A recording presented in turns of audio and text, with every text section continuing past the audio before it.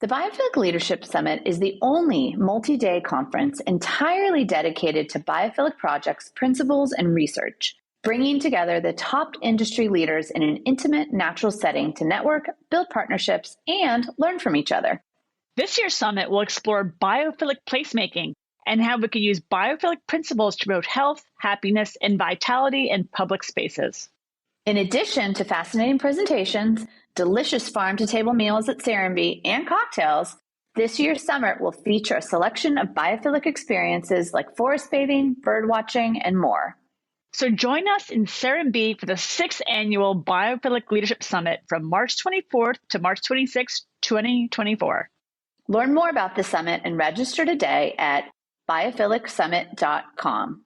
That's biophilic.summit.com. We hope to see you there. Hi, I'm Monica Olson. And I'm Jennifer Walsh.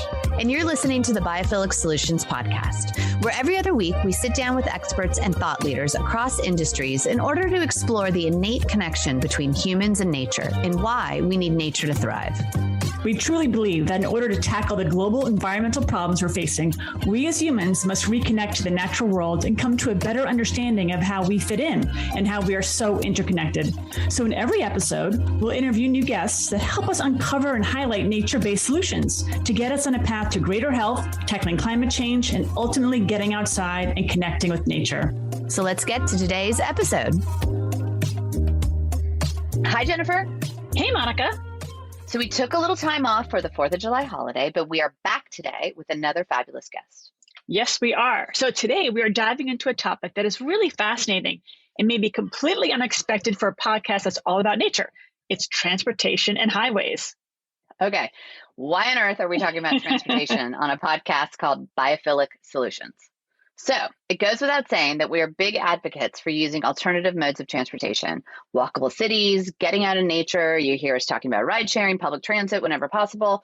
However, we also live in the real world, and we know that highway transportation and cars and driving and all things like that, we all rely on them in this modern world. So basically, the big topic we're tackling today is what innovation do we have going on in the transportation sector?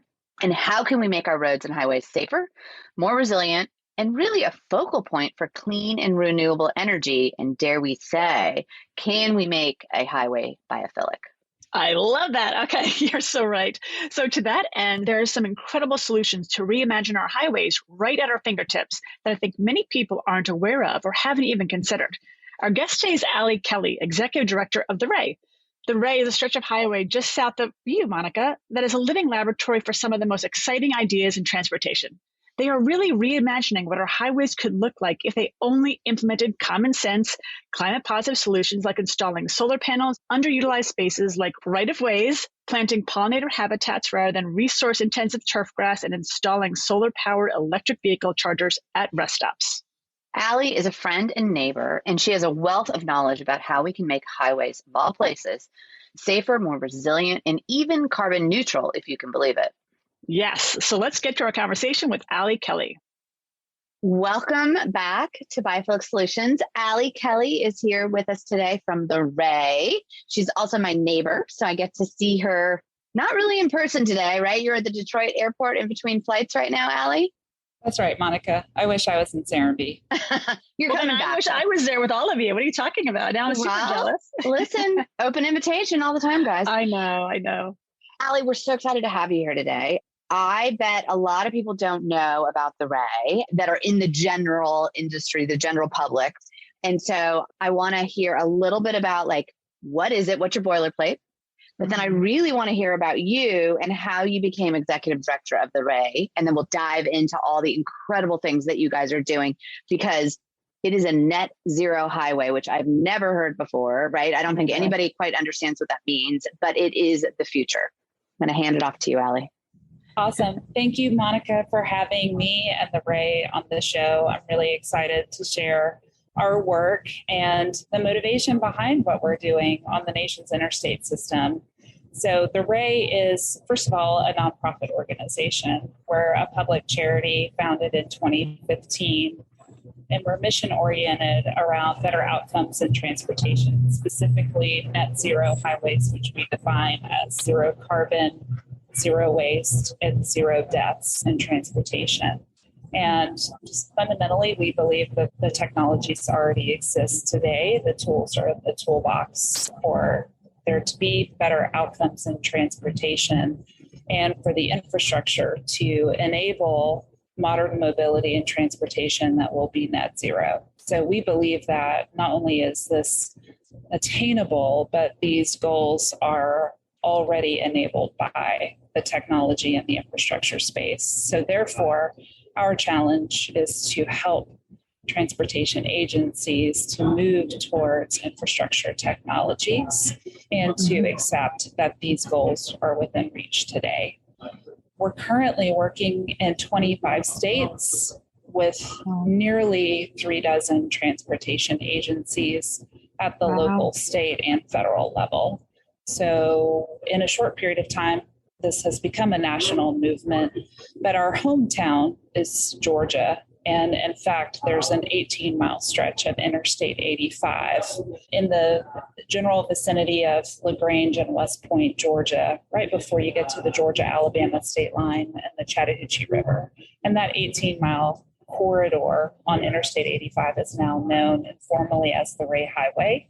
And that's where all of this began, starting with our first project in August of 2015. And we are now the nation's premier test bed for net zero highway infrastructure, having worked on that particular 18-mile corridor for the last 6.5 years.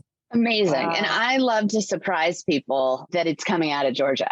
You know, I think a lot of people are like, whatever, who knows what's down there? Maybe there's Atlanta. This is like West Georgia, and you guys are doing some of the most innovative work in the country. So I love that as a surprise. Like, this is where it's starting, and it's already branched out so quickly. But Allie, how did you find out about the Ray? I've been with the organization since the beginning. Before we were an organization, we were just an inquiry around sustainable highways. And in fact, what led to the Ray Highway was an act by the Georgia General Assembly, a House resolution designating that 18-mile stretch of Interstate 85 officially as the Ray C. Anderson Memorial Highway, honoring the legacy of Ray Anderson, who was the CEO and founder of Interface Carpet Company, but more importantly was the pioneer of corporate sustainability and circular practices in heavy industry and manufacturing. So Ray was born in West Point, population 8,000. He was the son of a postal worker and an educator. He received a football scholarship to play for Bobby Dodd at Georgia Tech. His first season on the team as quarterback, he blew out his shoulder and begged Bobby Dodd to keep him on the team as the water boy because otherwise Ray Anderson did not have the funds to finish out school without a scholarship. So Coach Bobby Dodd kept Ray Anderson on the team as the water boy. He finished Georgia Tech with an engineering degree and went back to West Georgia, set up a family, and eventually his business Interface in LaGrange, Georgia, in the 1970s. Interface was the first company producing modular carpet tiles or carpet squares in the American market. And the really cool thing about that time period was that it was right before the 80s where everything was big hair, big shoulder pads, skyscrapers, modular offices with cubicles. And that move in the business world towards cubicles and modular office space and multi-floor, that meant that the wiring had to move from the ceiling to the flooring, which necessitated carpet tile. And Ray Anderson and Interface were the only providers in the United States in the 1980s. And so in less than 20 years, Ray built $1 billion global business. Wow. And that led to the epiphany that he had in the early 1990s, that he was the CEO not only of $1 billion global business, but also a take, make, and waste company, where in order to make carpet, you have to take petroleum products, which are limited natural resource. You make the carpet fiber and the carpet backing. It has maybe a 10, 15, 20-year useful life. And then it's discarded in a landfill where it biopersists for more than 100 years. And so that linear business and manufacturing profile of carpet inspired Ray to go circular, and he began making new carpet from carpet scraps. Carpet tile is made from giant carpet rolls, so there was a ton of scrap on the clean manufacturing floor, but eventually Interface even began to go into landfills and reclaim landfilled carpet. They also have a really robust take back program in order to retrieve and reclaim old carpet from their customers before it even makes its way to the waste cycle. But essentially in 1994, Ray Anderson bent the arc of the United States corporate culture by declaring that Interface would go zero waste to landfill and zero carbon, and that the company would transition to renewable energy sources and wastewater reuse. It's really hard to wrap your brain around 1994 being nearly 30 years ago. And I'm pretty sure I was obsessed with the ozone layer and the implications that my Aquanet hairspray might be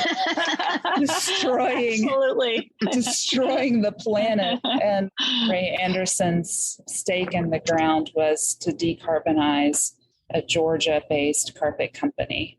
And so when Governor Deal in 2014 signed the House resolution and formalized the naming of the highway after Ray's youngest daughter, Harriet, who still lives in LaGrange, Georgia, population 38,000, was driving back home to LaGrange from the state capital, and she was on Interstate 85, and she began to ponder how out of sync Ray Anderson's name on what Harriet observed was a damn dirty highway, and what the family needed to do in order to enable the highway to better reflect the legacy of her father's work in sustainability and circularity. And that is how the Ray was born, by a woman named Harriet Anderson Langford, wondering to herself aloud in the car, wonder, what is a sustainable highway?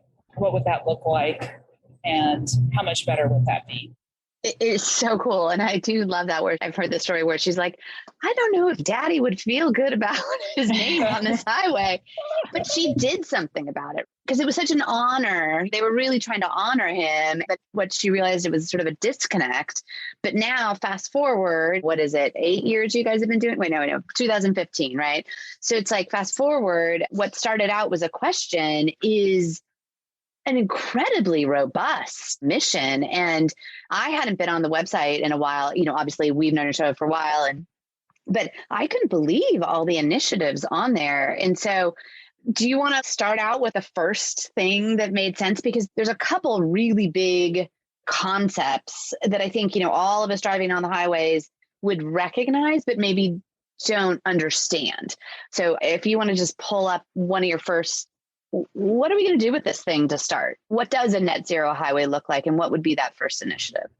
Well, so big picture, as you are driving on the 18-mile corridor, you're not going to see much different on the corridor because it's not meant to be an Epcot Center experience. And in fact, Georgia DOT and federal highways would never allow us to create driver distraction on the interstate. So when you're on the Ray Highway, you don't necessarily feel like you're in the Jetsons or that you are inherently a part of a system that's much different from the same interstate system in Alabama or in Atlanta. Having said that, there are some really key components to a net zero highway. And first of all, I want to make it clear that we embrace driver safety and transportation safety as a core of our work. In fact, we don't really understand how you can define sustainability without embracing human life safety and the Vision Zero concept in transportation for zero deaths. So there's a lot of work that goes into trying to improve transportation safety. However, it's important for us to realize that even today, with all of the advancements in vehicle safety and vehicle technology, that we hit a 16-year high for transportation fatalities in 2021. Wow. So it's unbelievable that we're losing nearly 44,000 American lives due to transportation crashes and fatalities. And again, that's a 16-year high, despite all of the technology that is being incorporated into vehicles through their advanced driver assist programs and systems, and also the work that we're doing in the infrastructure sector to try to improve safety. So clearly we have a lot of work left to do. The first project that we did on the Ray is actually probably the most well-known infrastructure now in the United States, which is an EV charging station.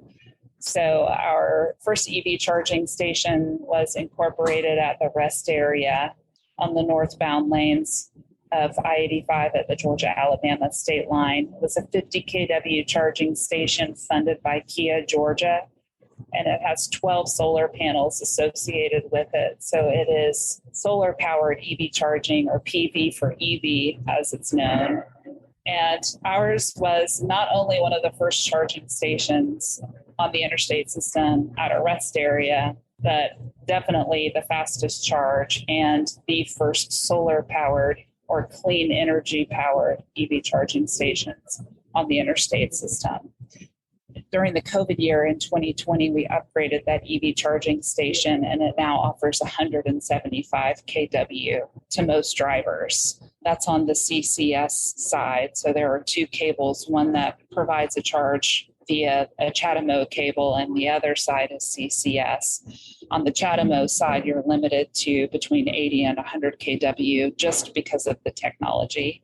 And the CHAdeMO technology is really being phased out of electric vehicles, and CCS is going to become the ubiquitous charging standard and charging cable.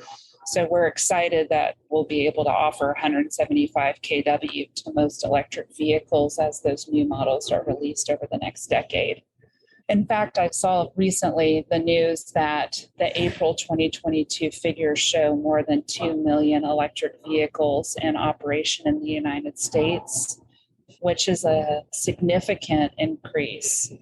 And the trajectory, barring a deep recession, which I know we're all concerned about inflation and the state of the economy as we move out of COVID and as we move through some social unrest and social challenges, but barring a deep recession, we may see 30% penetration of electric vehicles in the U.S. fleet by 2030. Wow, so that's incredible. Electric vehicle charging stations have to become more common. Mm-hmm. They have to reach rural areas like West Point, Georgia, not only urban areas like Atlanta, and appreciate the current administration's commitment to investing in that infrastructure with $5 billion dedicated for EV charging infrastructure going out through the 50 state DOTs. There's an additional $2 billion that the Biden administration has earmarked for alternative fueled vehicle fueling infrastructure, which can also include electric vehicles. So $5 billion plus for EV charging stations over the next 8 years. We're going to see a lot of changes in transportation, and it's going to help us to address transportation carbon. The most recent figures show that the transportation sector is responsible for 28% of the nation's total greenhouse gas emissions year over year. Wow. We're the leading sector contributing to carbon in the atmosphere. Wow. And a quarter of that 28% total is specifically due to heavy duty vehicles. So large trucks, tractor trailers. So we've got to think about not only how do we transition communities to driving passenger EVs, but we also need to be working with companies just like Interface to transition our working fleets to electric or hydrogen fuel cell or some kind of carbon-free technology. So once we get these cars going, there's the EV charging stations, which we're all familiar with. You plug your car into electricity, but you guys are playing with the idea that I could roll over it or put my car, like it would be in the ground. Like, tell us about that. That to me is like, that's very Jetsy. Yeah. So you can transfer AC alternating current energy over a magnetic field. And in fact, the National Science Foundation has endowed an engineering research center called the Aspire Center. Aspire is located in Logan, Utah, where they have a test track and a laboratory. And they've innovated 100 kW power transfer from the roadbed to vehicles driving at interstate speeds with efficiencies of 87 to 94%. Wow. Which is on the par with wired charging. Really? Okay. So, and they're able to discharge way more than 100 kW at lower speeds. In fact, they have projects at the ports of Seattle, Portland, and LA Long Beach where they're able to transfer a megawatt of power to heavy duty vehicles that are queuing at these ports waiting for their payloads. And the immediate benefit of that is that there are some risks associated with handling the large cables that transfer a megawatt to 2 megawatts of energy via wired charging. And so there are not only conveniences, but also real risk mitigation in being able to transfer a megawatt or 2 megawatts over the air without having to have workers handling cables at our inland ports and seaports. So the Aspire Center is on the cutting edge, again, for passenger vehicles over the road and for truck-only lanes for that matter. They've innovated 100 kW and just again, for comparison, we've got 175 kW wired charging on the Ray. So the wireless charging is really on the par with what we're already seeing with wired and stationary charging. And the Aspire Center is now involved in pilots with 3 transportation agencies. Michigan DOT announced the first mile, which will be installed in the Detroit area, which is where I happen to be today. And that will be provided by a company called Electrion. Indiana DOT last year announced a 3-year project with a company called Magment. And they're going to move the pilot from the laboratory in year 1 to the open public road by 2024. Okay. And then the Central Florida Expressway in the Orlando area has already funded a project. It is in its final stages of planning and will begin construction in Q1 of 2023, will be operational in 2025. Wow. That project is being directly provided by the Aspire Center, which again is the National Science Foundation's ERC. And I happen to be the chair of the executive board for the Aspire Center this year. So wonderful. I have pretty good data on the state of the technology and how it's being accelerated out to the states. Talk about the economic benefits. So what about the implementation of the rubber asphalt roads and the right-of-way solar? Yeah, so this discussion that we're having is really focused on carbon because transportation carbon is not only a big slice of the overall greenhouse gas emissions pie, but it's also just really difficult to control because Jennifer drives the car that Jennifer wants to drive. And Monica's commute is what Monica wants it to be. And Allie's fleet is made up of whatever vehicles Allie's business decides. So there's a lot of independent choice in transportation, and we don't want to disrupt any of that freedom. There cannot be mandates. This has to be carrots, not sticks. What that means for transportation agencies like state DOTs, though, is that when they are looking at mandates or goals around reducing carbon and greenhouse gas emissions, they really don't have a lot of immediate levers to pull on because all they have is a bag of carrots. They don't have a lot of sticks. And so we're trying to fill up their toolbox with as many opportunities and as many ways that they can think about carbon, not just in direct reductions, but also in offsets. And so that gets us to the right-of-way, that expanse of land in all 48 contiguous states. In fact, the interstate system and the roadside, that land that is vegetated or not in pavement actually far outnumbers the number of paved miles. So the interstate system is one of the biggest landholders in the United States. And instead of enhancing productivity and stewarding best and highest use of all of that underutilized land. For 60 years, transportation agencies have held it for the possibility that one day they may need to add capacity and add a lane. They've been coveting it for the transportation use. And beginning last year in 2021, the Federal Highways Administration said there's another use for that land. It's just as important of a use as the transportation use, as adding a lane or adding capacity. And that use they're calling clean energy and connectivity projects. So clean energy and connectivity projects are a new class. First time Federal Highways has ever done this. They created a new class of projects for the right-of-way, for the roadside. They said it's just as important as the transportation use, and it includes EV charging stations, solar and wind energy generation infrastructure, also wireless charging lanes, also buried energy transmission lines and buried fiber for connectivity, and finally, pollinator habitats. So they have really moved to stewarding the right-of-way at all of those different levels. And we like to talk about it as if it were a layer cake, something really delicious.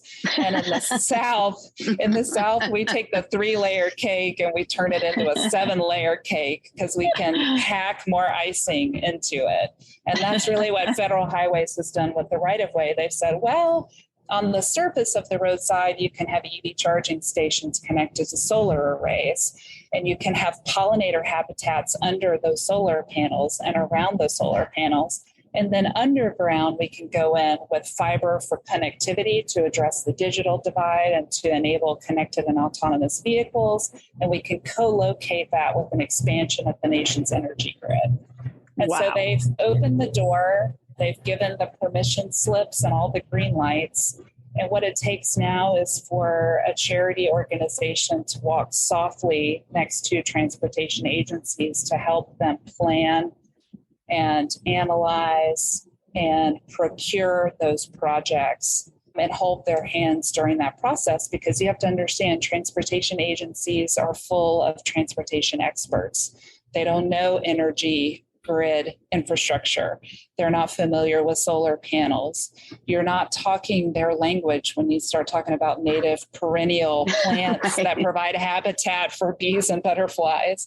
And so we have to get out of our silo and siloed thinking and help to bridge that technical gap and help to instill confidence with the transportation agencies moving forward with these projects. And that's what we've done on the Ray. We've got a megawatt of pollinator-friendly solar at exit 14 of the Ray Highway. It's a Georgia Power commercial site that's grid connected.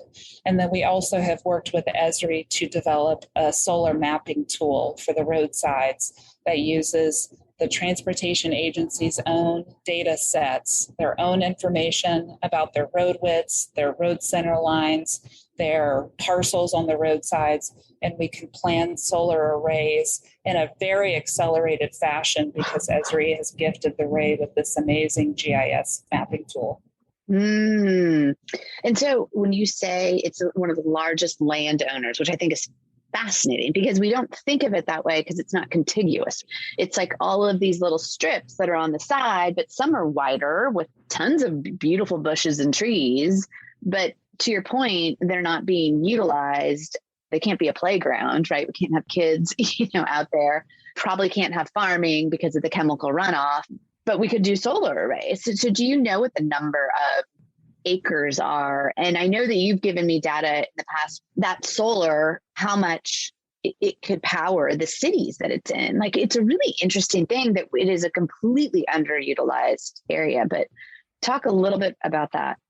Yeah, we worked, before COVID, probably 4 years ago with UT Austin to do a rough analysis of just the diamond interchanges in the 48 contiguous states on the interstate system.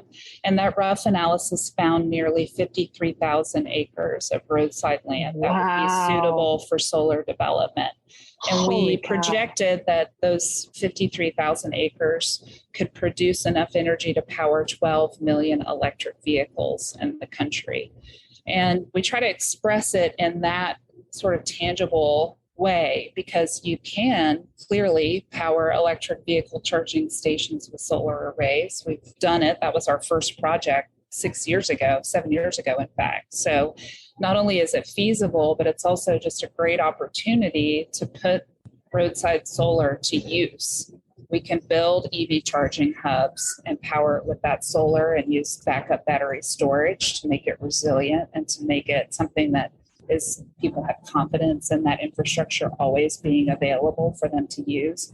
We can also use that roadside solar to build community solar programs for disadvantaged communities that are living along the highway and interstate system. Unless you're in an urban core, most of the communities that are adjacent to highways and interstates are disadvantaged. And so we can build really innovative community solar programs and target that equity value of offering that solar power to those communities that were disrupted when the interstate system was first built. You can also use that solar energy to power the facilities that are on the interstate system. So we talk a lot about the distribution centers, the manufacturing, the data centers, which are very power intense, energy intensive, also Bitcoin mining. All of those activities on the roadsides when the facility is adjacent to the right-of-way solar can be developed for proprietary use by the private sector as well. And the reason is because it's the public's right-of-way, and the public faces an existential challenge called the climate crisis. And the federal government believes that it is a best and highest use of the roadside to provide clean energy for the public and private sectors. So they've paved the way for multi-use of the roadside solar. It doesn't just have to be a utility like Georgia Power, providing grid-connected solar that's commercial. We can imagine the solar taking shape in many different forms. So could a company, whether that's like, and I'll just use these big company, Amazon distribution or a Google data center that's on the highway, could they come to a DOT, a Department of Transportation, and say, instead of a nonprofit coming and partnering, could they bring the funding to help incorporate that and then partner in that solar energy? Is that possible? That's exactly right. And we're working with private sector companies that have frontage, that have facilities on the interstate system. We're working with them now to analyze the roadsides for their own proprietary solar and to begin the process with the Federal Highways Administration. And you can imagine in Georgia alone how many companies. We've got OEMs that are announcing electric vehicle manufacturing facilities with net zero targets for their own facilities. So in addition to Amazon and Walmart and IKEA, who have commitments to being net zero companies. So there's a lot of opportunity there. The constraints of the work that we did with UT Austin is that we were just limited to diamond interchanges, but the Esri ArcGIS Pro mapping tool allows us to look at all the roadsides, including rest area land, including the butterfly circular interchanges, and even the long straight lengths of roadside that might be quite large. We can look and plan for those as well. So we're completing the analysis for, I think we've got a dozen states that are in the midst of working through the analysis with us, and then another 10 states that are in queue. So nearly half of the country is either requesting to do this, getting their data sets in order, or actually going through the analysis. And I can't divulge the specifics, but I can think of 2 states, one of whom is in the Southeast region, where, you know, that 53,000 acre estimate that we arrived at years ago is far less than what we're finding with the specific data sets. We're finding 50,000 acres in a single state. Wow. That would be appropriate for solar development. Not necessarily ideal, but appropriate. So the opportunity is massive. It'll take us months to get through the analysis, but it will be a much quicker process than if it were done by hand with plats and parcel maps. So, you know, Right. we're really trying to change the facts on the ground in multiple states by accelerating and moving quickly to project planning and execution. Is that what you mean by appropriate? Like it's not the, you know, there isn't enough land, but there's enough to be able to do the studies and the research and do the work that you need? Yeah, and it's the difference between appropriate versus ideal roadside land. It's just the difference between what you could do versus what you should do first. And so there are certain parcels that are large, they've got the best orientation for solar radiation, and they've got the appropriate elevation, so they're not too steep of roadside or steep slopes. And then we also take into account the surface modeling or the tree cover, the facilities that may be on the land. And we don't ever advocate for tree clearing in order to make way for solar. A lot of transportation agencies are clearing trees for safety reasons anyway. And so when there is tree clearing that is inevitable, we like to then be able to go in with a mapping tool and propose a next best use. If the tree clearing is already funded and is going to happen, then at least we can transition that land into roadside solar. One of the things, like the New York Times just had an article maybe this weekend or last week, that combining solar with agriculture or cattle could be grazing, or the solar panels would be up 14 feet so the plants could be underneath and they could move them so they could get shade and light, blah, blah, blah. I think you guys are doing, I don't know if it's similar, I don't know if it's a combined thing, but I know you have like a vegetative pilot or vegetation pilot, which I was fascinated with because we talk a lot about regenerative agriculture and understanding cover crops and how the plantings sequester carbon, how it's super important, the roots, the depth of the roots for plants to keep the soil healthy. Can you tell us a little bit about that? Because that's another really interesting usage. You know, this is not for edible crops, right? This is for plantings, other type of plantings. Absolutely. First of all, any solar should be pollinator friendly, period, full stop. If anyone is building solar arrays with gravel or turf grass in the array itself, that's almost caveman and cavewoman practice now. Okay, good. We've come a long way, and there's really no reason why you wouldn't use native perennials under and around your solar panels and your solar array. First and foremost, because it's a great land conservation opportunity, solar arrays usually have an agreement for 20, 30, sometimes even 35 years. And so whereas we appreciate the conservation that occurs because of our local botanical gardens, the scale is much, much larger when you're talking about solar arrays that may cover hundreds, if not thousands or tens of thousands of acres. It's an opportunity that we cannot miss. With the solar arrays that we already have, need to be converted into pollinator friendly, and all new solar really must be agrovoltaics or pollinator friendly solar, period, full stop. As it relates to the roadside, we have pollinator friendly solar on the array as a best practice, but we also have what we call the living laboratory at Exit 6, which is where the Kia Georgia plant is located. And really the goal of both pollinator friendly solar as well as the goals of the living laboratory on the Ray Highway are to change the archaic practices of roadside vegetation management, which is mowing the grass. I don't know where it started. I don't know why a golf course aesthetic is what we think is appropriate and desirable for the roadsides, but planting Bermuda and fescue at scale on the roadsides is folly. It's also very expensive. In Georgia alone, we're spending $49 million every year to mow the grass. Wow. Just to mow? Just to mow.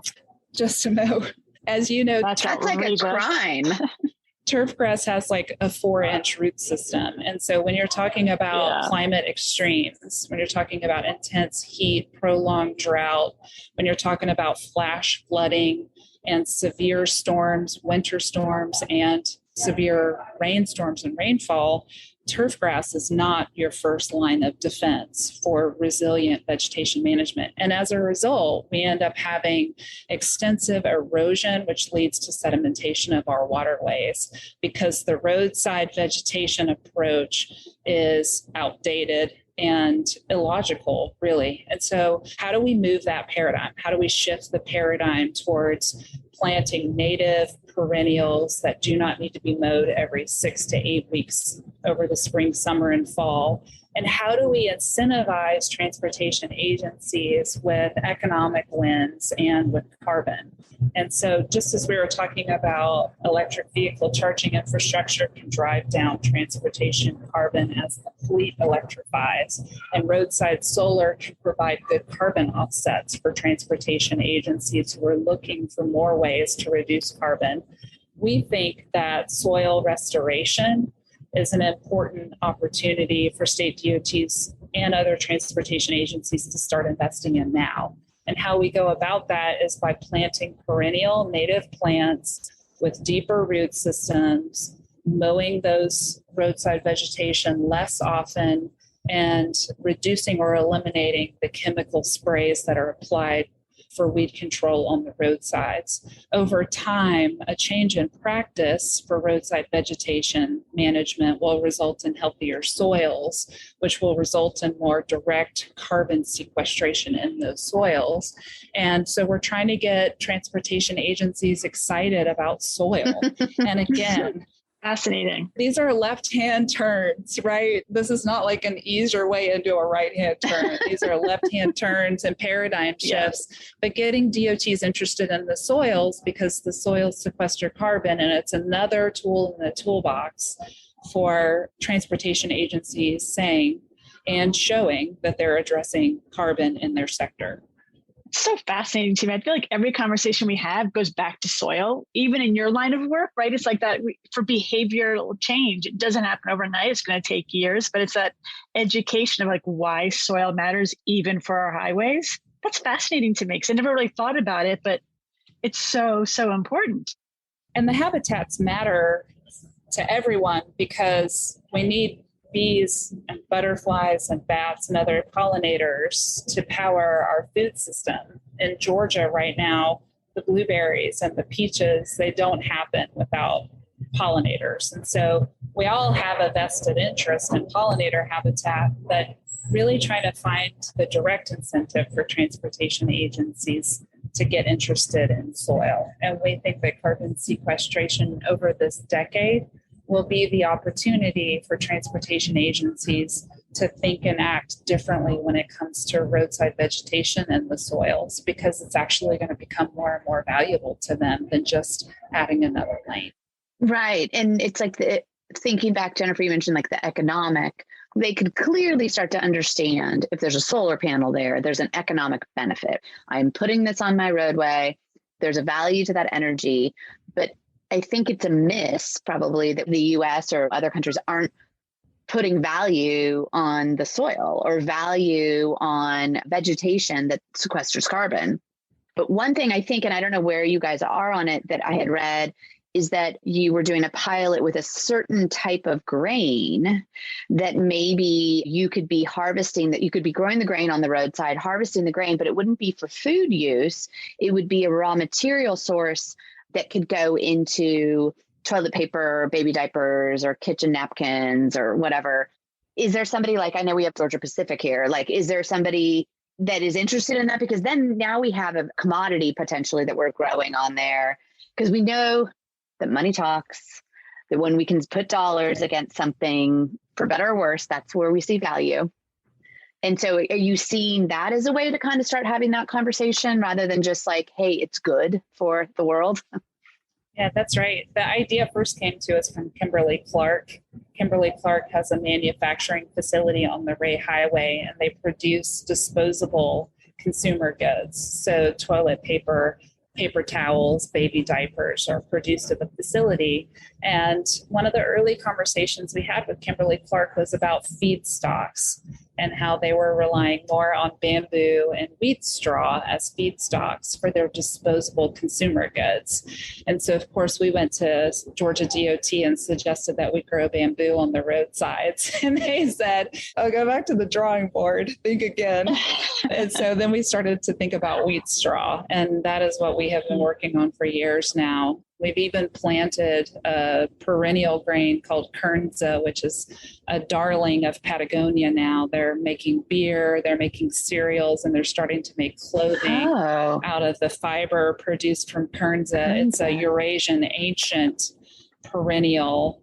And the organizations like the Land Institute located in Kansas are using Kernza as a crossbreeding technique to try to make perennial the traditional wheat that we are planting in the US, which is an annual. And so Kernza is not only an immediate commodity, but it's actually a tool for innovating our existing grain seed mix to be perennial over time, which would be just another way that we're moving our food system to be more regenerative.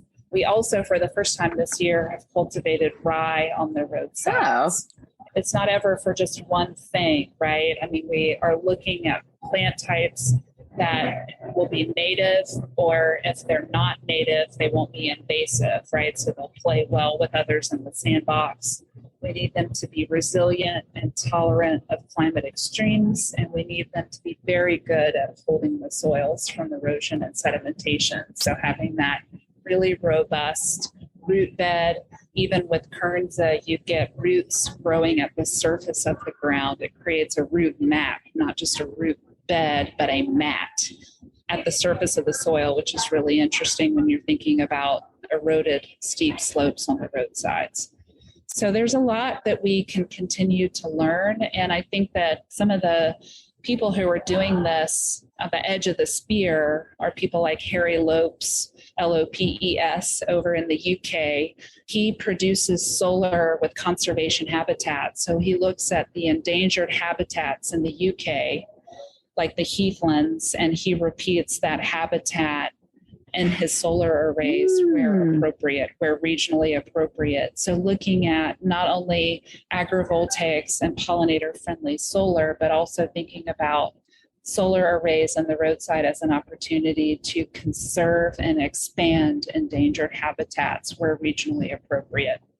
That's absolutely amazing. I mean, It's absolutely incredible. I mean, did you even think when you started this that there would be this many incredible projects and interconnectivity? And I love the layer cake analogy. I don't know if it comes through on a podcast, but we're really having the time of our lives. We have fantastic. A charter now, a formal chartered relationship with Georgia DOT and the Federal Highway Administration. The relationships and the commitment to this work at home have never been stronger. And so that gives us an extra sense of motivation and energy around this work as we carry the ideas into projects in other states. We're literally beyond our capacity in responding to inquiries. Over the holiday weekend, we received 3 new inquiries from transportation agencies we had not met before. My only concern is that the challenges of this decade may take us off our course of action around the climate crisis. And we at the Ray believe that, well, there are a lot of important things in our lives and in our world, and not one is less important than the other, of course. That being said, the IPCC 6th report made it clear that this is the decade for mitigation. We cannot be throwing in the towel and focused on adaptation just yet. Mm-hmm. And the adaptation is not a bad thing. It's not a dirty word. It's just that you have to focus on your focus. And the focus of this decade, according to the IPCC, is mitigation. And so every day we have to get up feeling motivated to mitigate carbon, to try to manage to 1.5 C or less by 2030. And transportation, we think that's the plot twist. Mm-hmm. Everyone thinks transportation is the origin of all ills, right? Like air pollution and congestion and traffic. But we think in the final chapter that transportation actually saves the world. Oh, I love that. Well, that's a great way to end, unless there's anything else you want to add. But everybody needs to go follow the Ray, theray.org, O-R-G. Incredible pictures and all explanations and a mapping tool for solar and incredible work on there. And then, Allie, are you on social media, or should we follow the Ray? What should we be doing? Yeah, how do we support you? Our website is theray.org. We are on Twitter at the Ray Highway. Same for Facebook and also Instagram. And I would love to come back and update y'all on future podcasts. We have more projects coming and we've only scratched the surface. I would love to take a deep dive on rubber modified asphalt. Yes. And yes.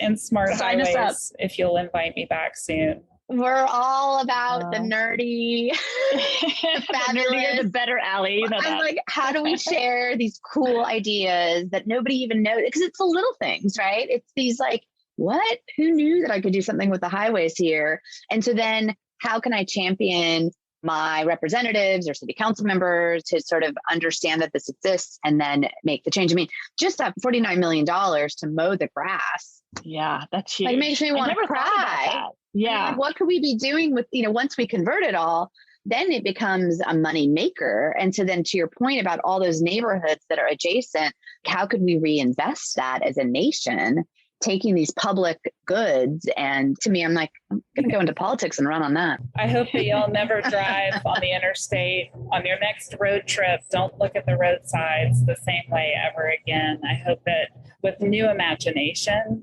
and with the understanding of what more we could be doing. I know. Monica, just as you said, we've considered the roadsides and transportation to be a liability all these years.